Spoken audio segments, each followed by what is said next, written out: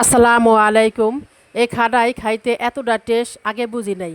খাওয়ার পর মনে হয় যে মন খেতেই থাকি এতটাই টেস্ট। এটা রান্না করাও খুব সহজ। এটা রান্না করার জন্য হাফ কেজি পরিমাণ আলু সিদ্ধ করতে দিয়েছি। এরপর যে কোনো মাছের মাথা দিয়ে ভালোভাবে পরিষ্কার করে ধুয়ে রান্না করা যাবে।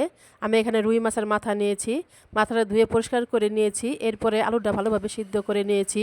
সিদ্ধ হয়ে একটু ঠান্ডা করে আলুটা খোসাটা ভালোভাবে ছাড়িয়ে পরিষ্কার করে নিব। এরপর অল্প পানি দিয়ে আলুটাকে ভালোভাবে চটকিয়ে ডলে ডলে একটা পাতলা একটা লিকুইডভাবে গুলিয়ে নিতে হবে। এরপর প্যানে অল্প তেল দিয়ে কিছু পেঁয়াজ কুচি দিয়ে দিলাম। পেঁয়াজটা হালকা ভাজা হয়ে গেলে এর মধ্যে দিয়ে দিলাম পরিমাণ মতো হলুদের গুঁড়া, মরিচের গুঁড়া, ধনের গুঁড়া, দিয়ে দিলাম সামান্য পানি, দিয়ে দিলাম স্বাদ অনুযায়ী লবণ, আর দিয়ে দিলাম 1 চামচ আদা রসুন বাটা। এবার ভালোভাবে নেড়েচেড়ে মশলাটা কষিয়ে নিব। কষানো হয়ে গেলে মাছের মাথাটা দিয়ে দিলাম।